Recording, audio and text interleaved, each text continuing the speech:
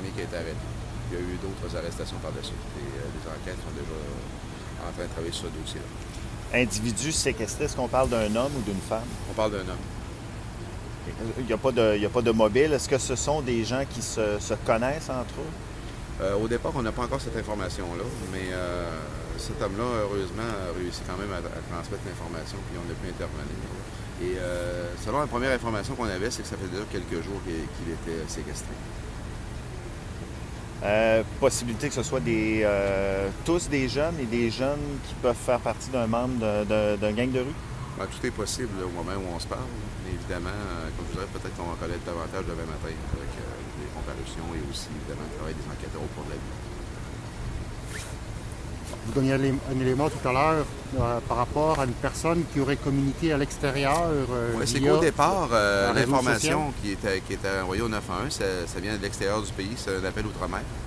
Et dans ce cadre-là, évidemment, les personnes confirment que la personne sera séquestrée à Québec. C'est quelqu'un de leur famille. Et au fur et à mesure, on a réussi à obtenir des informations là, qui nous ont menés à cette adresse-là ici à Limoilou. Alors en arrivant, les policiers ont procédé à certaines vérifications. Et à mesure que le dossier cheminait, c'était de plus en plus confirmé la probabilité d'une séquestration ici à Québec. Donc à date, on parle de 3 arrestations dans le dossier.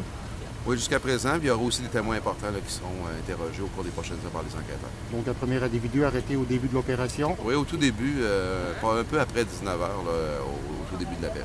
Et par la suite, les 2 individus qui viennent d'être arrêtés ici il y a quelques minutes. Oui, effectivement.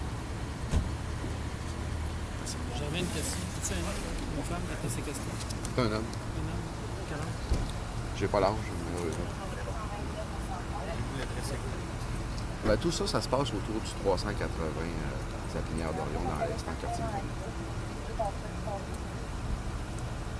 Tu me parlais, quand tu dis l'appel, c'est vraiment un appel, c'est un appel Ouais, téléphonique. c'est un Tu parlais appel d'Internet. Oui, au départ, la personne qui est séquestrée, là, elle communique via Internet par son site Facebook avec un membre de sa famille. OK. Et c'est le membre de sa famille outre-mer qui communique avec ici là, au service de police.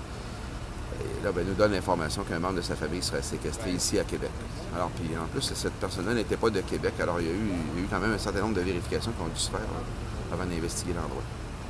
Vive les réseaux sociaux. Oui, effectivement.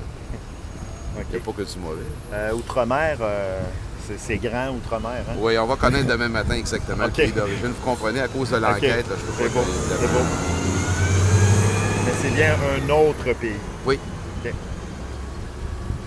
OK.